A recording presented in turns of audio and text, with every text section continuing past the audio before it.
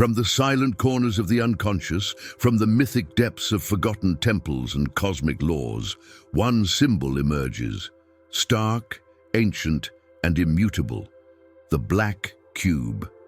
It stands not merely as a form, but as a force, a sentinel of time, a mirror of limitation, a whisper of forgotten truths wrapped in dense geometry. For centuries, spiritual traditions have revered or feared this dark icon, calling it by many names, but always returning to one power: Saturn. To the unaware, the Black Cube appears as a simple object: 6 faces, 12 edges, perfect symmetry. But to the awakened eye, it reveals itself as the first great riddle of the soul's journey. It is the tomb into which we are born, and the temple through which we must ascend. My journey through the collective unconscious revealed symbols not as relics, but as psychic engines, alive, formative, and infinitely layered. The Black Cube is such an engine. Within it reside the laws of karma, the weight of time, and the crucible of spiritual evolution. But what is this cube truly? Is it a prison, forged by cosmic architects to entrap consciousness in form? Is it a teacher, sent by the gods to discipline the ego and mold the self? Or is it a mirror, showing us not an external force of oppression, but the internal structures we refuse to confront? In the ancient world, Saturn was not simply a planet. He was the judge, the reaper, the keeper of the gate. He was the final trial. To pass through Saturn was to master limitation and to enter eternity. His symbol, the Black Cube, became the silent altar of initiation. You will find it hidden in temples, etched into mystic diagrams, folded into crosses, and even cast in stone in the heart of modern cities. And so, I ask you now, what does the Black Cube reflect back at you? Where have you confused structure with imprisonment? Where have you mistaken karma for punishment? Where in your life have you bowed before the throne of Saturn, mistaking the form for the source? As we step into this sevenfold journey, guided by symbols, myths, and deep psychological truth, we will not merely decode an ancient mystery. We will confront the architecture of our own minds. We will enter the cube not to escape, but to transmute, because in the end, the cube is not just out there, it is within you. And when the soul dares to meet it, when it no longer fears the silence, the stillness, or the shadow, then the tomb becomes a temple, and the Black Cube becomes the path to light. In every myth, in every dream, Saturn stands at the gate, holding the weight of what has not yet been faced. To understand the Black Cube, we must begin with the force it embodies: Saturn, not as a distant planet, nor merely a figure from mythology, but as a living archetype, pulsing within the psyche of every human being. Saturn is the shadow king of time. He does not shout, he waits. His movement across the heavens is slow, deliberate, and relentless. In the realm of astrology, he is called the Great Malefic. But this title is misunderstood. It is not because Saturn seeks to harm, but because he demands that which the ego resists most: responsibility. He is the teacher no one asks for, but every soul ultimately needs. In Roman mythology, Saturn devours his own children, a symbol not of cruelty, but of the inexorable power of time to consume all that is temporal. This myth reveals a central truth: what is born into form must be digested by time. Nothing escapes this law, not youth, not power, not identity. The Black Cube, in this sense, is the house of time. It is the coffin of illusions, but it is also the forge of the soul. Saturn's function is initiatory. He is not simply the enforcer of limits, he is the sculptor of consciousness. He presses down with gravity, not to destroy, but to refine. The cube becomes his altar, 6 faces of form pressing inward, containing the chaotic fire of the spirit, shaping it into something enduring. In psychological terms, Saturn is the senex, The archetype of the old wise man, the patriarch, the lawgiver. But when unbalanced, he becomes the tyrant, the rigid oppressor of the psyche. He is the voice that says you must, you should, you cannot. He governs the superego, the internalized authority that binds the individual to rules, structures, and inherited belief systems. The black cube reflects this energy. It is the shape of order. It does not bend, it does not yield. And for many, this becomes a prison. But Jungian psychology reveals a deeper truth, that what we perceive as imprisonment is often the unconscious projection of our own inner resistance. Saturn is not punishing you. He is reflecting you. He shows you where you are still ruled by fear, where you have deferred responsibility, where you have sought freedom without earning it. The ancient alchemists understood Saturn as the prima materia, the lead of the soul. Lead is heavy, resistant, base, but it is the substance from which gold is born. In the dark night of the soul, when the ego collapses and all certainty dissolves, it is Saturn who stands silently by, watching, not to mock, but to witness your transformation. For this is his role, to bring about the death of illusion so that truth may be born. And here we return to the black cube. Within its geometric perfection lies the cold serenity of Saturn's law. Every action has a consequence, every structure a purpose, every soul a contract. Karma in this view is not retribution, it is memory. It is the record of the soul's journey through time, etched into the walls of the cube. Every limitation you face is part of that memory. Every struggle, every delay, every weight you carry is Saturn's question to you. Will you awaken or will you repeat? In modern society, Saturn's influence is everywhere, though few recognize it. He governs our clocks, our laws, our institutions, our hierarchies. He is the architecture of civilization itself. And yet he is also the force that can harden the heart, freeze the imagination, and enslave the spirit, if we forget that all form is temporary. For form is not the goal. It is the test. The black cube, then, is not the enemy. It is the curriculum. And Saturn, for all his severity, is not a villain. He is the final guardian of the threshold. You cannot bypass him. You must earn your way through. Those who fear Saturn seek escape through distraction, denial, or false light. But those who face him, those who endure, reflect, and integrate, find in him the key to mastery. To transcend Saturn, I once said, is not to flee his realm, but to learn its laws so deeply that they no longer bind you. So ask yourself, what part of you still hides from discipline? What part still avoids silence, structure, and solitude? Where have you mistaken karma for fate, as if you were powerless to choose again? These are the corners of the cube, the faces you must turn toward with eyes open, the walls you must trace with your fingertips until you find the hidden door. Because only by fully inhabiting Saturn's cube can you find the center, the still point, where the eternal lives inside the temporal. And there, the black cube is no longer black.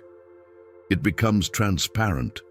It becomes light, concentrated.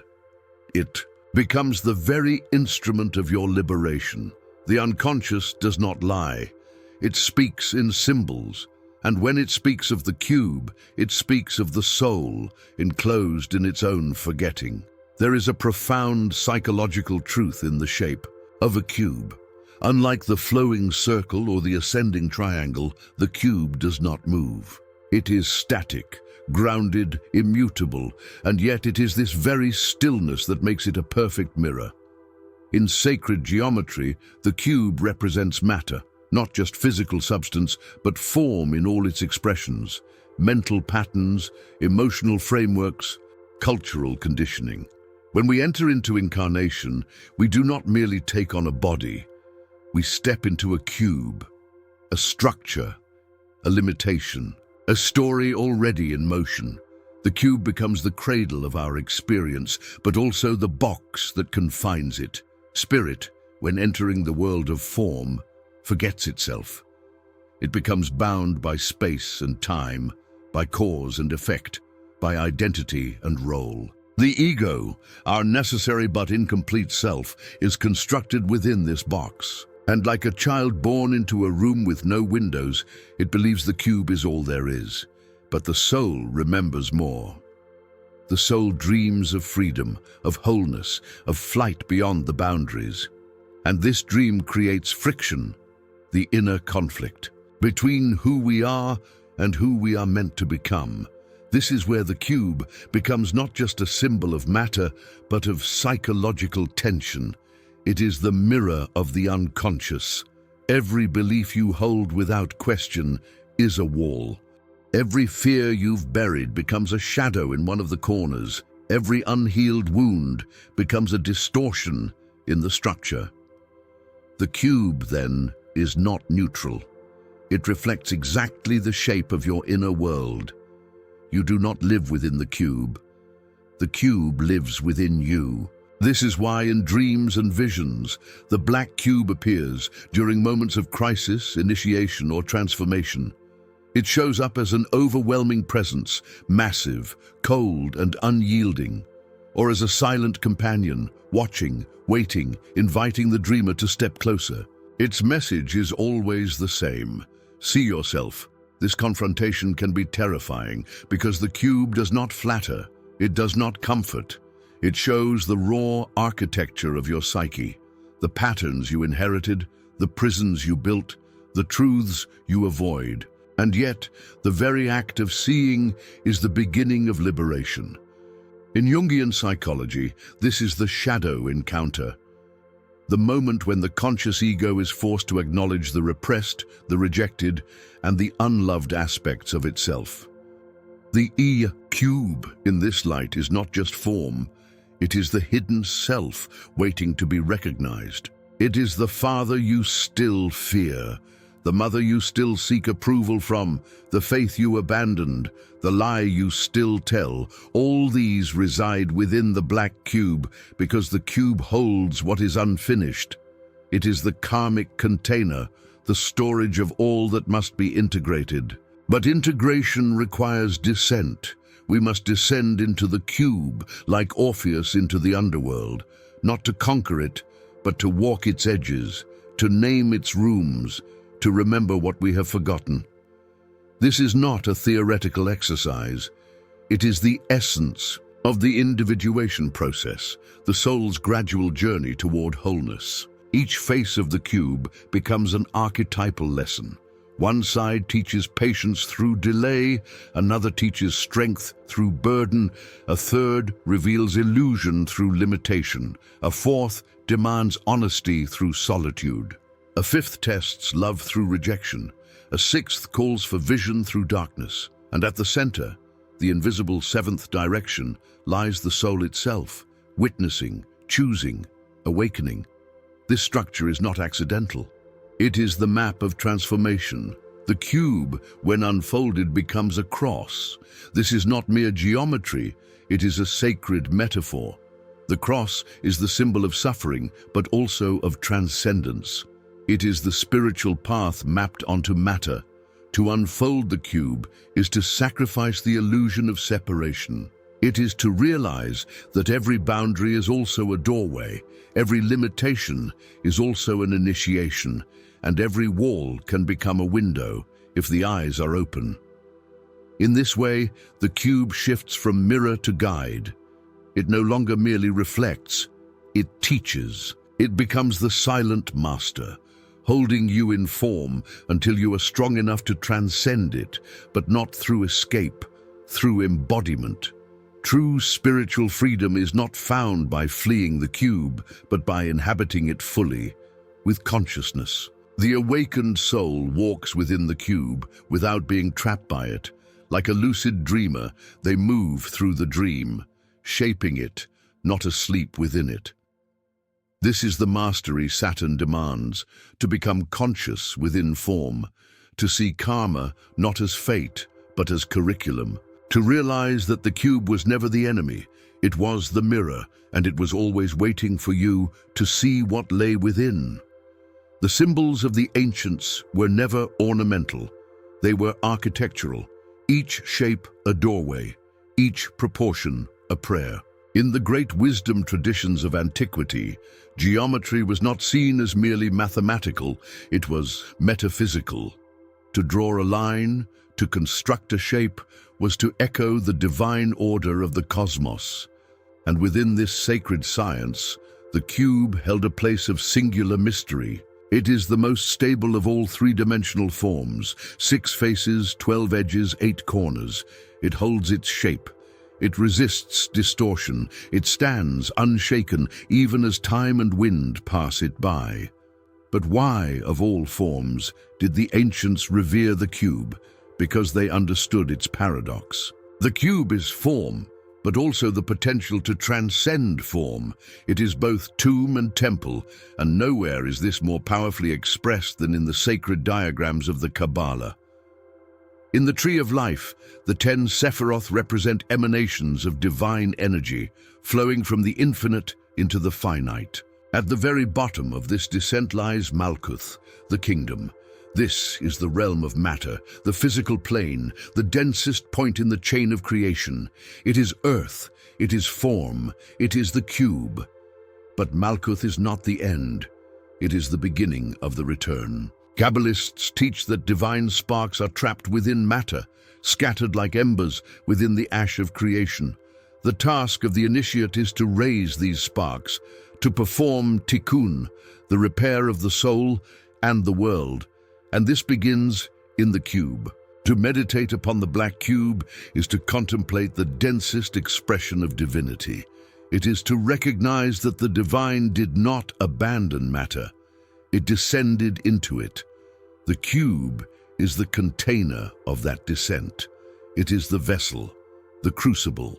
But what if this container could be opened? Mystics discovered a strange truth. When the cube is unfolded into 2 dimensions, it forms a perfect cross, a central square with 4 extending arms and 1 at the crown. This was not seen as coincidence, but as revelation. The cross is not merely the symbol of suffering, it is the map of spiritual transmutation. The center square is Malkuth, grounded presence. The arms represent direction, movement, intention, expansion. The form reveals that what is enclosed can be made open. What is fixed can be made fluid. To unfold the cube is to initiate the soul's ascent. The same geometry appears in other traditions. In Hindu cosmology, the mandala, often a square containing a circle, itself within another square, maps the microcosm of the soul and the macrocosm of the universe. The square is the foundation, the circle is the spirit. The mandala invites the initiate to begin in form and move inward, to the center, to the self. Even in Christian cathedrals, the cross-shaped floor plans echo this same design. The sacred unfolding of the cube into the form of resurrection. The altar, the point of communion between heaven and earth, lies where the arms meet at the center, always at the center. And so, the black cube, while heavy and obscure, becomes the starting point of light. But only when entered consciously, only when its structure is understood and its symmetry is used as a map. This is what the ancient Hermeticists meant when they said, "As above, so below." The cube is the below, the shadow of the infinite cast into the finite. It is the last echo of divine geometry before light becomes matter. To work with the cube, then, is to engage with structure as sacred. It is to realize that the prison was never meant to confine you. It was meant to prepare you. It is the matrix of manifestation. But what about its color? Why black in esoteric symbolism? Black is not the color of evil. It is the color of mystery. It is the womb, the void, the unmanifest. It is where light hides before it is born. The black cube, then, is not malevolent. It is concealed. It holds truths not yet revealed. It is the lead of Saturn, the beginning of the great work. In alchemy, this stage is called the nigredo, the blackening. It is the dissolution of form, the breaking apart of the ego, the return to prima materia. But this stage is not to be feared. It is the necessary descent before the ascent. The cube must first collapse into formlessness before it can be rebuilt as gold. And herein lies the key. The cube is a portal disguised as a prison. If you resist it, it hardens. If you enter it, it opens. This is why, in sacred architecture, the cube is used as a foundation, not to confine spirit, but to support it. Temples, altars, and sacred chambers are often built upon cubic stones. The Holy of Holies, the innermost sanctuary, is often a cube. The Kaaba in Mecca, revered by millions, is a black cube. Pilgrims circle it in sacred rotation, echoing the ancient belief that divinity resides at the still center of the turning world. The cube does not move, but all things move around it. This is a profound truth. The self that is rooted in spirit can remain still, even as the world spins. The initiate who has entered the cube and emerged awake carries that stillness within. The structure no longer binds. It supports. The walls no longer confine, they guide. And so the cube is not merely geometry, it is sacred architecture. It is the divine plan, wrapped in angles and shadow. And to those who dare to see it, not as enemy but as map, it becomes a gift. The cube is the altar, the cross is the unfolding, and the soul is the spark waiting to rise. Saturn does not forget. He waits, he watches. And when the soul is ready, he brings forth the memory it most fears and most needs. To stand before. Saturn is to stand before a mirror that reflects the totality of one's choices. In this mirror, there is no flattery, no distortion, no escape. Only the truth, etched in the stone of time. Saturn is not a force of punishment. He is a force of balance. He is karma in motion, consequence made visible. And the black cube is his emblem, a perfect, immutable vessel for this truth. In the ancient astrological traditions, Saturn ruled over time, aging, restriction, discipline, and death. He was called the Great Malefic, not because he sought destruction, but because he enforced the one principle the ego most resists: accountability. Every choice we make echoes. Every action, every thought, every omission leaves a mark. The cube becomes the karmic container. It holds these echoes. It is the soul's archive, dense with memory. This is the gravity we feel when we speak of Saturn. It is the gravity of unfinished work, of contracts not honored, of truths not faced. Yet even this heaviness has purpose. Saturn's weight is not there to crush. It is there to awaken. He is the blacksmith of the soul. The cube is his anvil, and the ego is the iron, brittle, proud, full of impurities. Until pressure is applied, only then does it begin to change. In the psychological realm, Saturn reveals the patterns we repeat, the loops we live in. He exposes the false selves we've built to survive. He shows us where we avoid responsibility by blaming others, where we fear aging because we fear the unlived life, where we fear death because we have not yet truly lived. And through all of this, Saturn remains silent.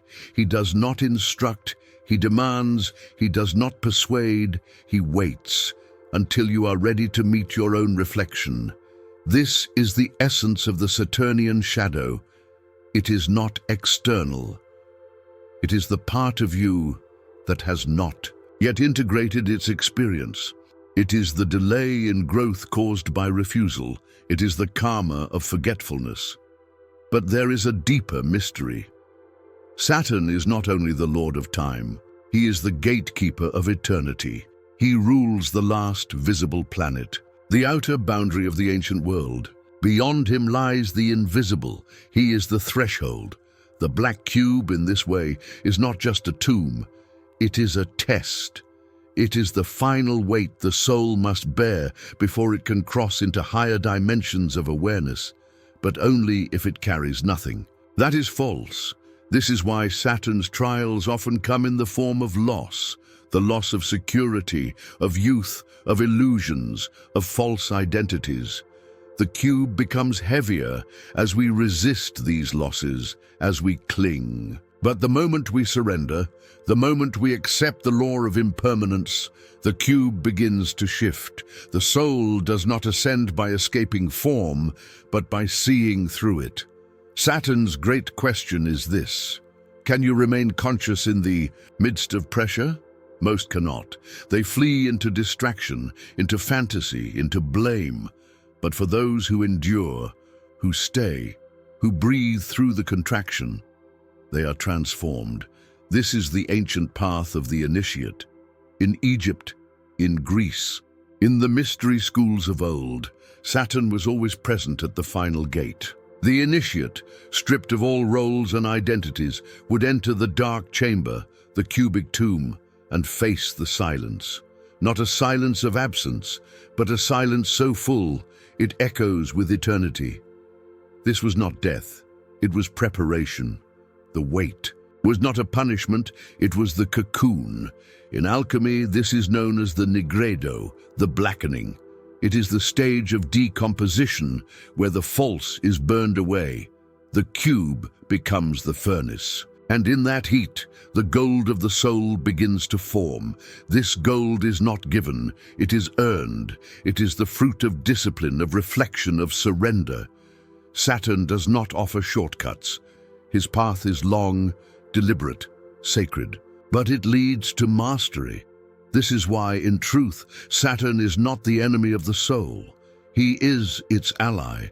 The very pressure that feels like suffocation is the hand of the teacher, shaping the self into its true form. The cube becomes not the end of the path, but its transfiguration. And so the spiritual seeker must learn to walk with Saturn, not as a victim, but as a student. To carry the weight not with resentment, but with reverence. To understand that time is not the enemy, it is the crucible. Karma is not a curse, it is the curriculum. And the cube is not your cage, it is your classroom. You are not here to escape it. You are here to illumine it from within. Only then will Saturn's gate open. Only then will the cube dissolve, not because it has been destroyed, but because it has fulfilled its purpose. And the soul, now light, now whole, will step through the threshold. And remember, long before men built telescopes, they watched the sky with the eye of myth. And there, Saturn was not a planet. He was a presence. In the silence of ancient nights, under a velvet sky untouched by modern light, Saturn moved slowly across the heavens, a distant, unwavering glow. To the ancients, this slow movement was not weakness, but wisdom. It signified depth, gravity, and permanence. It marked Saturn as sacred. Civilizations across continents and centuries paid homage to this celestial force. They named him not merely as a body in space, but as a god, a judge, a king, the architect of cycles and the enforcer of cosmic order. In Mesopotamia, he was Ninurta, the divine warrior and god of agriculture. But beneath this title was a deeper archetype, the harvester, one who plants, who waits, who reaps. Ninurta did not merely bring food, he brought judgment. He was both nourisher and disciplinarian, reflecting the Saturnian duality. Creation. Through structure, strength through discipline, the Babylonians named him Kayamanu, the steady one. This name captures Saturn's essential character, unyielding, fixed, inevitable. To them, his slow crawl across the zodiac was not laziness, but majesty. Saturn moved like fate, unstoppable and precise. In Egypt, he emerged as Ptah, the divine architect, the god who spoke the world into form, who shaped chaos into cosmos through word and geometry. Ptah was a master of sacred structure. He embodied the cube, not as prison, but as divine design. Temples built in his honor mirrored these geometries, with cubic chambers, black stones, and initiatory silence. For the Egyptians, form was not opposed to spirit. Form was spirit, crystallized. In Phoenician lands, Saturn was El, the sky. Father, the distant but just ruler. He sat upon a throne, remote yet watchful. The cube in this tradition became his seat, the square base upon which justice rests. El later evolved into the Elohim of the Hebrew scriptures, embedding Saturn's essence deep within the architecture of monotheism. This transmission was not accidental.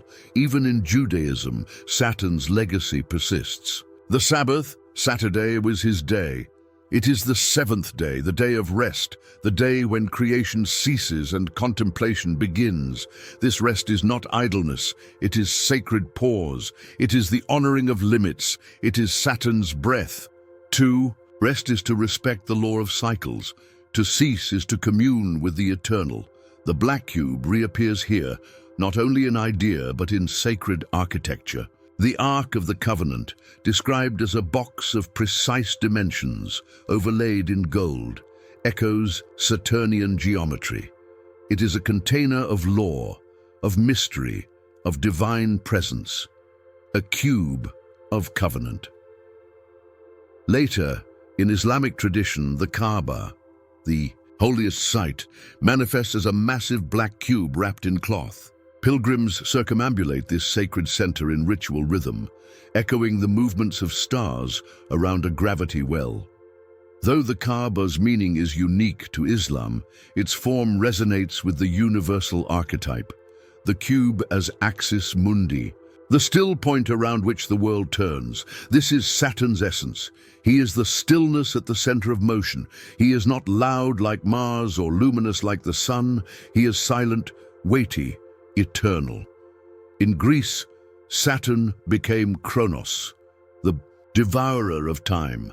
His myth speaks of fear, that one day his children would overthrow him, so he consumed them. This image of time consuming its own is brutal, but it is true.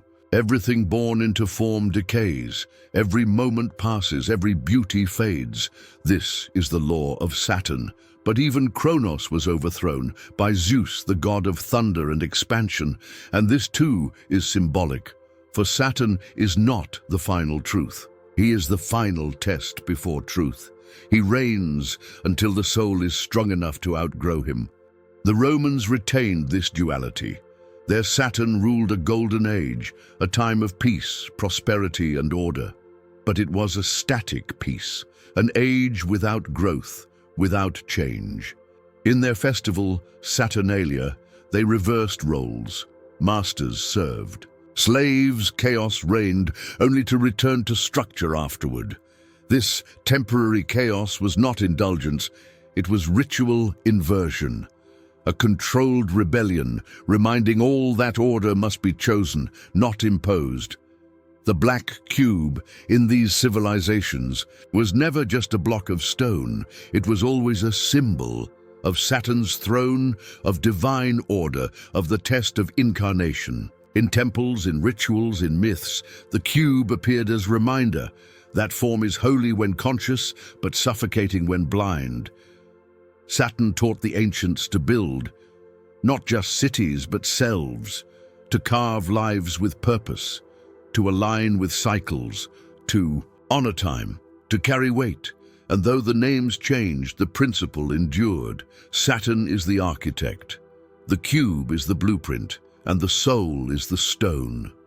Rough, raw, waiting to be shaped. The symbols have not disappeared, they have changed their clothes. What once stood in temples now stands in skylines.